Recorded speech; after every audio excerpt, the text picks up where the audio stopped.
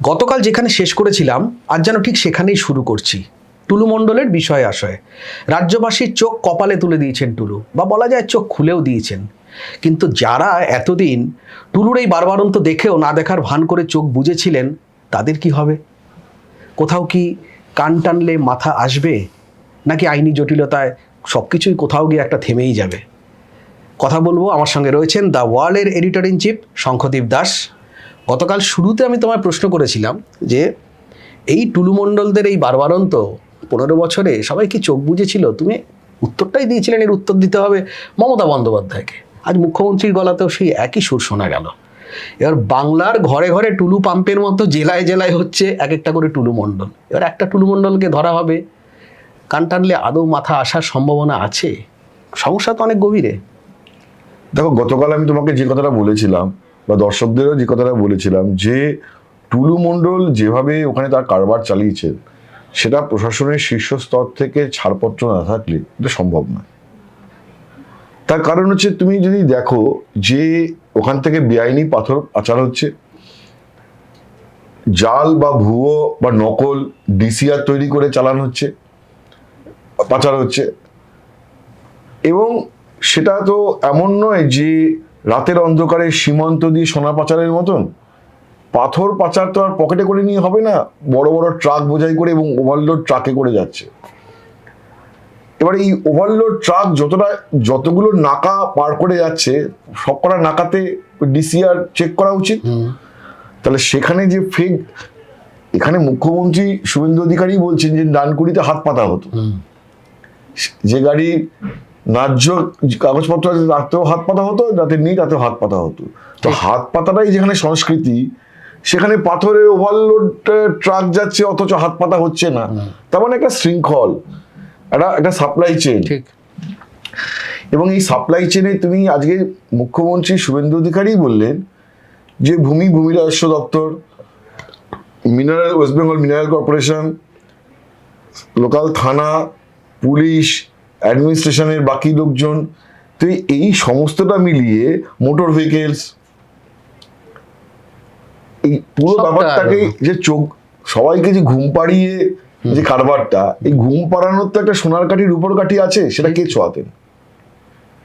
মুখ্যমন্ত্রী বলেছেন যে বলে দেওয়া হয়েছিল মিস্টার মন্ডলেরটা যেন চোখ বুঝে না দেখা হয়। ঠিক আছে, তো সব নয় বুঝলাম, আসল কথাটা হচ্ছে যে যদি যে কান টানলে মাথা আসবে কিনা। কারণ আমরা গতকাল যে আলোচনা করেছি, আজকে মুখ্যমন্ত্রী সে কথাটাই বলেছেন একদম, যে যে প্রশাসনের শীর্ষ স্তর থেকে বা ইনস্টিটিউশনাল হেড, প্রতিষ্ঠানের মাথা, তার দিক থেকে কোনো রকম প্রশ্রয় না থাকলে এটা হতে পারে না। তো প্রশ্ন হচ্ছে যে সেই প্রশ্রয়টা যে দেওয়া হয়েছিল, সেখানে কি কোনো মূল্য ছিল? তাহলে কি এই কান টানলে মাথা আসবে? এই প্রশ্নটাই আজকে সবচেয়ে বড় প্রশ্ন। এবং আমরা অতীতে পশ্চিমবঙ্গে কি দেখেছি, আমরা সব ঘরপড়া গরু বলবো না, আমরা এই প্রবাদটা হয়তো এখানে মেলে না। আমরা এখানে দেখেছি কি, যে এই যে ধরো 2012, 13, 14 সাল থেকে এই যে চিটফান্ডের যে রমরমা হলো, পশ্চিমবঙ্গে হাজার হাজার লক্ষ লক্ষ মানুষের, সাধারণ মানুষের, গরিব মানুষের টাকাটা লুট হয়ে গেল। আজকে পর্যন্ত তার কোনো নিষ্পত্তি হয়েছে? 2014 সালে সম্ভবত সুপ্রিম কোর্ট সিবিআই তদন্তের নির্দেশ দিয়েছিলেন। আজ 12 বছর হয়ে গেল। এবার তুমি দেখো যে চিটফান্ডের টাকা যে পলিটিক্যাল ক্লাসের কাছে গিয়েছিল বলে অভিযোগ, সেখানে নগদেই টাকা গিয়েছিল, ক্যাশ লেনদেন। ফলে মানি ট্রেল এস্টাবলিশ করা যায়নি। 2-3 জন যে পলিটিক্যাল লিডার অ্যারেস্ট হয়েছিলেন, তারা জামিনে ছাড়া পেয়ে গেছেন। তো ছাড়া পেয়েই গেছেন, মামলা তো আর কিছু এগোয়নি, আর থমকে গেছে। কিছু জিনিস যেটা ঘটেছে, যে কোনো একটি চিটফান্ডের হয়ে বিজ্ঞাপনের কাজ করেছিলেন, এন্ডোর্সমেন্টে, সেই টাকাটা তিনি গিয়ে ফেরত দিয়েছেন। সে টাকাটা তো সরাসরি চিটফান্ড কোম্পানির কাছ থেকে পেয়েছিলেন, টাকাটা ফেরত দিয়ে দিয়েছে, যেটা হয়তো চেকে পেয়েছিলেন, কারণ ওইখানে মানি ট্রেল এস্টাবলিশ ছিল। কিন্তু বাকি এই যে নাকি অ্যাম্বুলেন্সে করে টাকা পাচার হতো, বস্তায় করে টাকা পাচার হতো, সেই টাকাগুলো কোথায় গেল? সেই টাকাটা যাদের কাছে গেল তাদেরকে কি ধরা গেল? এই ইকুয়ালি টুলু মণ্ডলের ক্ষেত্রেও যে যে বিষয়টা বড় হয়ে উঠছে, আজকে মুখ্যমন্ত্রী শুভেন্দু অধিকারী বলেছেন যে এসটিএফ, সিআইডি, রাজ্য পুলিশের বাকি দপ্তর সবাইকে নিয়ে এই তদন্তের গোড়া পর্যন্ত যাওয়ার চেষ্টা করা হবে। এই যে প্রাথমিক পুলিশের তদন্ত, সেই তদন্ত দেখার পরে মুখ্যমন্ত্রীর একটা যে ধারণা, সেটা হচ্ছে যে এই টাকা কোনো একটি সূত্র মারফত হাওয়ালা দিয়ে হোক বা যেভাবেই হোক না কেন বিদেশে পাচার হয়েছে, এবং উনি বলছেন যে সেইখানে পর্যন্ত পৌঁছানোর চেষ্টা হবে। তো সেইটা কি সিআইডি এনাফ ক্যাপাবেল, সেই প্রশ্নটা রয়েছে। তাহলে কি ইডিকে এই তদন্তের দায়িত্ব দেওয়া হবে, যেহেতু একটা মানি ট্রেলের প্রসঙ্গ রয়েছে, এইসব অনেকগুলো বিষয় রয়েছে।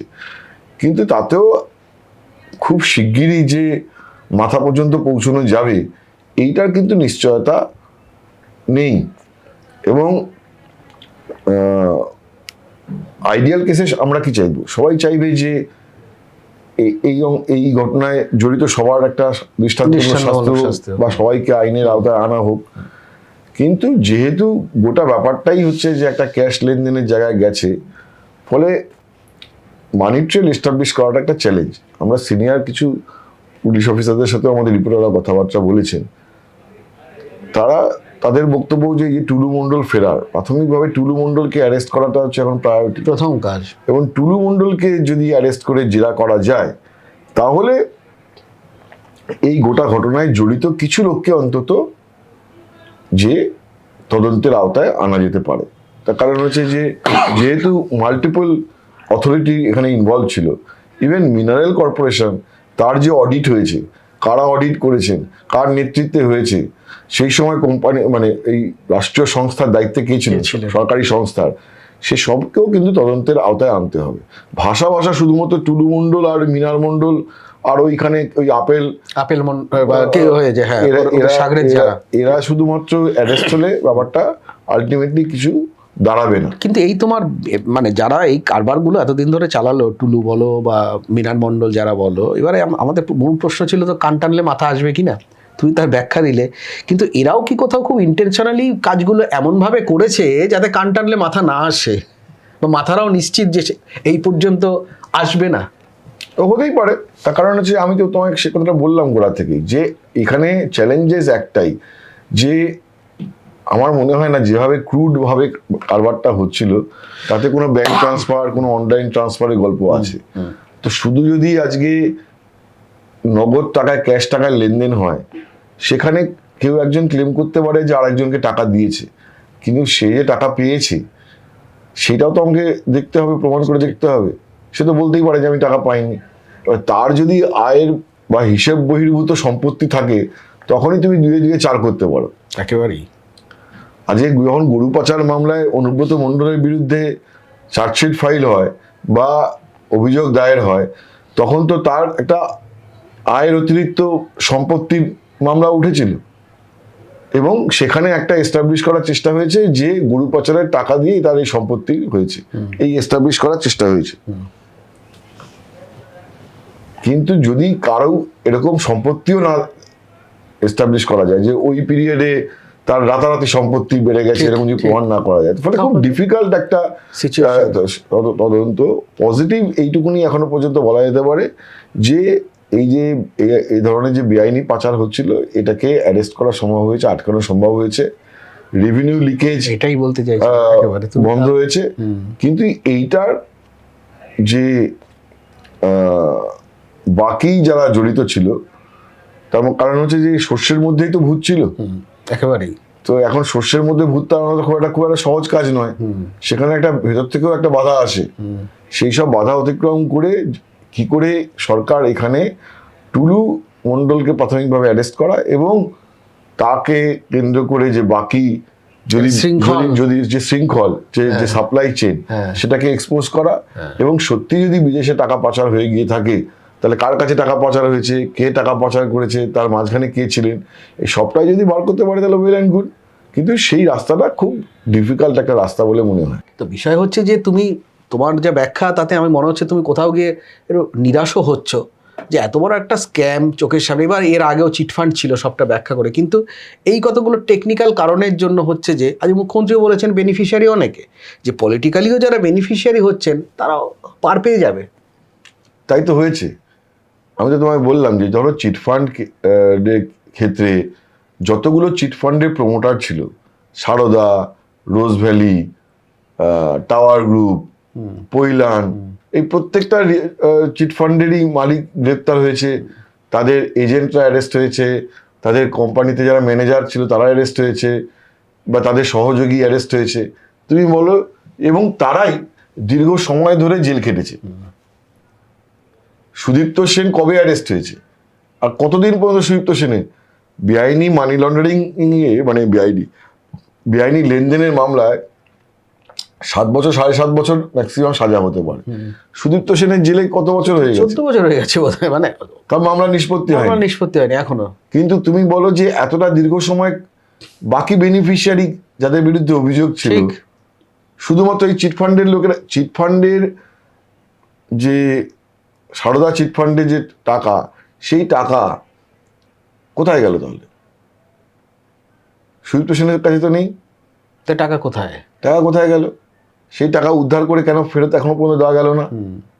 বলা হয়েছিল ফেরত দেওয়া এবং যে পশ্চিমবঙ্গে যেটা ধ্রুব সত্য বলে মানুষ বিশ্বাস করে, একটা বিপুল সংখ্যক মানুষ বিশ্বাস করেন, তুমি দেখো যে চিটফান্ড মামলায় কোন পলিটিক্যাল লিডারের কতদিন তার সাজা হয়েছে।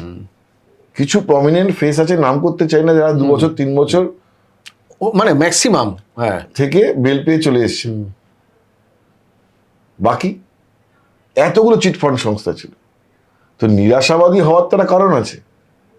তো কারণ সেই ক্ষেত্রেও আমি যেটা আবার বলতে চাই যে সেই ক্ষেত্রেও মানি ট্রেল এস্টাবলিশ করা যায়নি, তার ফলে তাদেরকে শাস্তি দেওয়া এখনো পর্যন্ত যায়নি, এখনো পর্যন্ত নিষ্পত্তি হয়নি।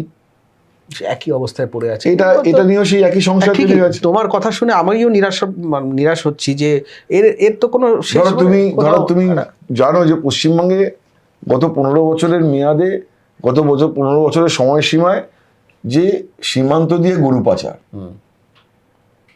সীমান্ত দিয়ে যে গরু পাচার হচ্ছে, সেটা লোকাল পলিটিক্যাল কনাইভেন্সেই হয়েছে বলে অভিযোগ।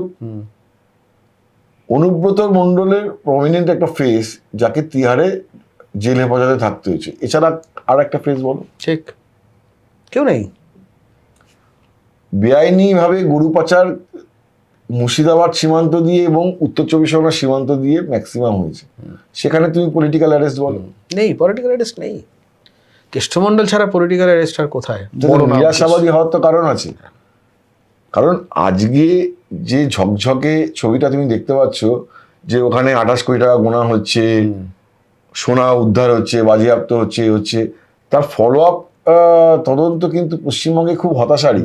এবং এতটাই হতাশার যে মাঝখানে তো বিজেপির নেতারা হতাশ হয়ে পড়ছে। আজকে না বিজেপি পশ্চিমবঙ্গের রেজিম চেঞ্জ হয়েছে বলে ক্ষমতায় এসছে, বিজেপি চুপ করে গেছে। এই শ্রমিক ভট্টাচার্য, শুভেন্দু অধিকারী যারা যখন অপোজিশনে ছিলেন, তারা হতাশ হয়ে পড়ছে, বারংবার বলেছিলেন। সেই হতাশার কথা তারা প্রেস কনফারেন্সে প্রকাশ করে ফেলছিলেন। ঠিকই, যে সেন্ট্রাল এজেন্সি কি করছে আজকেও তো জবাব দিতে হবে কি করছে একেবারেই। তো তার ফলে যাই বলুন না কেন, বৃক্ষ তোমার নাম কি ফলে না পরিচয়তে, শুধুমাত্র টুলু মণ্ডল তো একটা টুল, একেবারেই টুলু মণ্ডল তো একটা টুল। টুলু মণ্ডল এই সিস্টেমের মধ্যে থেকে তার নিজের টাকা কামিয়ে নিয়েছে, কিন্তু সিস্টেমে কারা? কিন্তু এই সিস্টেমে বাকি কারা? সিস্টেম তৈরি হলো কিভাবে? সিস্টেম তৈরি হলো কি করে, কার প্রশ্রয়? তাহলে টুলু মণ্ডলের এত বড় ক্ষমতা যে ওখানে করে মেজরিটি টাকা টুলু মণ্ডল রেখে দিয়েছে। তাহলে টুলু মণ্ডল আমার ধারণা টুলু মণ্ডলের কাছে একটা অংশ টাকাই আছে, বড় টাকাটা ওখান থেকে বেরিয়ে গেছে। কার কাছে গেছে, কোন রুটে গেছে, যদি বিদেশে গিয়ে থাকে? এগুলো তো তদন্ত করে বার করতে, এগুলো যদি না বেরোয় তদন্ত করে, তাহলে আলটিমেটলি লবডঙ্কা হলো। একেবারেই তাই। আলটিমেটলি ওটাই হবে যে কিছুটা রেভিনিউ লিকেজ বন্ধ হলো, কিছু রাজস্ব এলো, সরকারের কিছুটা রাজস্ব বৃদ্ধি হলো। এবং মুখ্যমন্ত্রী প্রেস কনফারেন্সে বড় করে বললেন যে আগে যেখানে বছরে 80 কোটি টাকার রেভিনিউ আসতো, একটা জেলা থেকেই সেখানে বছরে 1000 কোটি টাকা রেভিনিউ আসছে। That much. এটা একটা বড় প্রাপ্তি, এটা প্রাপ্তিটাকে ছোট করবো না আমি, না নিঃসন্দেহে বড় প্রাপ্তি। কিন্তু বাকি যে এতদিন ধরে যে মানুষ, যে পশ্চিমবঙ্গের সম্পদ লুট হলো, পশ্চিমবঙ্গেরই তো সম্পদ লুট হয়েছে। এবং তাদের আগব বল যদি কারো কেউ থাকেন, তার একটা মিনিংফুল কনক্লুশনে যাওয়া উচিত তদন্ত। একেবারে মানুষ আস্তে আস্তে, মানে সবাই out of sight out of mind হয়ে আজকে যায় যাদের চিটফান্ডের টাকা গেছে তারা এখনো পর্যন্ত তাদের সেই শোকটা রয়ে গেছে। একেবারেই তুমি রাখনি, আমি রাখিনি চিটফান্ডে, তোমার আমার কাছে গায়ে লাগছে না। যাদের যাদের গেছে গেছে সর্বস্ব দিয়েছিল, সেই টাকাটা কোথায় গেছে? তাদের কোনো শাস্তি হবে না? বলা হয়েছিল তো সব মানে কুড়িয়ে কাছে এনে সব ফেরত দেওয়া হবে। কোথায় হলো? কোথায় কমিটমেন্ট ছিল, কোথায় রাজনৈতিক হয়েছে? কমিটমেন্ট ছিল, আগে কোথায় কিছুই হয়েছে? হয়নি। একজনও টাকা পেয়েছেন বলে অন্তত আমার তো মনে পড়ে না কোথাও গিয়ে। কিন্তু এটা যাই হোক না কেন, এর তো একটা রাজনৈতিক অভিজ্ঞতা আছে, একটা পলিটিক্যাল ইম্প্যাক্ট আছে। যাই হোক, এই এত বড় একটা ঘটনা, দেখো এইটা তো তৃণমূলের যে জমানাটাকে বেআব্রু করে দিয়েছে। আমি গতকালও বলেছিলাম, আজকেও সে একই কথা বলবো, যে মমতা বন্দ্যোপাধ্যায় তো দায় অস্বীকার করতে পারেন না, তার রেজিমেই তো এটা হয়েছে। ফলে যে তৃণমূলের জমানায় যে বলগাহীন চুরি, যে বলগাহীন দুর্নীতি হয়েছে, এইটা সেটাকেই বেআব্রু করে দিয়েছে। এরপরে বড় মুখ করে তৃণমূলের যে ক্যামাক স্ট্রিট বা কালীঘাটের, এরপরে বড় মুখ করে কথা বলার জায়গাটাই কিন্তু দুর্বল হয়ে গেল। পশ্চিমবঙ্গের মানুষ তো দেখতে পেলেন যে দুটো ঘটনা পশ্চিমবঙ্গে মাইলস্টোন হয়ে থাকবে। একটা পার্থ চট্টোপাধ্যায়ের বান্ধবীর বাড়ি থেকে টাকা উদ্ধার, আর একটা টুলু মণ্ডলের বাড়ি থেকে টাকা উদ্ধার। মধ্যবিত্ত বাঙালি একসঙ্গে এত টাকা কোনদিন দেখেনি। এর দায়টা তো তারই রয়ে গেল, এই জবাবদিহি তো তাকেই করতে হবে। ফলে পলিটিক্যালি তৃণমূল, কালকে রাত্রেবেলা তৃণমূলেরই একজন আমার নেতা ফোন করেছিলেন, করে বললেন যে এই পরিমাণ চুরি এবং এরকম নক্কারজনকভাবে চুরি, আমরাও শুনেছি যে বালি চুরি পাথর চুরি হয়েছে, এটা তো শুধুমাত্র একটা জেলা। এরপরে তো বাঁকুড়া সালতোরা আছে, মেজিয়া আছে, সালতোরা পাথর আছে। তো ঘটনা হচ্ছে হয়তো এরকমই বেরোবে আরো টুলুরা। কিন্তু এইরকম মানে একদম নির্লজ্জভাবে চুরি করে, এটাও মানুষের মনে একটা কোনো না কোনোভাবে একটা অসন্তোষ, ক্রোধ তৈরি করবে। এবং তৃণমূলকে, এবং উনি আমায় বলছিলেন যে তৃণমূলটা যে করতাম, এখন তো চুপচাপ বসে আছি ঘরে, এবার তো মুখ দেখানোর আর জায়গা নেই যে এই পার্টিটা কি করেছে, রাস্তাঘাটে বেরোনো দায়, এই পার্টির আমলে কি হয়েছে। মানে এতটাই বেআব্রু হয়ে গেছে। হ্যাঁ, একেবারে এই ঘটনাগুলো যেটা এতটাই, এবং তৃণমূল কংগ্রেসের এখন এই তো মানে দিনে দুপুরে ডাকাতি, একেবারে যে দল এখন বলছে দল ভেঙে গেছে, তৃণমূলের জমানাতেই হয়েছে এটা। ফলে এইটা তো তাকে তৃণমূলকে রিপ্লাই দিতে হবে। ঠিক, এই টুলু মণ্ডলের ঘটনা আরো বেআব্রু করে দিল চোখের সামনে, যে এবার আরো কত টুলু মণ্ডল বেরোয় দেখো। ঠিক, ঘরে ঘরে হয়তো মানে জেলায় জেলায় আরো টুলু মণ্ডলরা অপেক্ষা করছেন কিনা। এবার তুমি কালকেও বলেছিলে, পুরুলিয়া বলো, বাঁকুড়া বলো, পশ্চিম বর্ধমানের একাংশ বলো, উত্তরবঙ্গ বালি মানে বালি চুরি, নদীর চর দখল করা ইত্যাদি বিভিন্ন রকমের। ফলে টুলু তো, আমরা কালকেও যেটা বলেছিলাম, মানে হিমশৈলের একটা চূড়া মাত্র, জাস্ট চূড়া। এটা বারবার করে তৃণমূল জমানাতেও বিরোধীরা বলতেন যে হিমশৈলের চূড়া, সেটা কোথায় গিয়ে শেষ হবে আমরা কেউ জানি না, এটা কোথায় আরো এক্সপোজ হতে হতে কোথায় গিয়ে শেষ হবে। আমাদের নজর থাকবে যে মাথাটা আসে কিনা, মাথা আসে কিনা, টুলুর কান টানলে আদৌ মাথা আসে কিনা, নাকি সেই একই গয়ঙ্গচ্ছ অবস্থা হয়, সেদিকে আমাদের নজর থাকবে, লক্ষ্য থাকবে অবশ্যই। আপনারাও আমাদের সঙ্গে থাকুন, দেখতে থাকুন দ্য ওয়াল।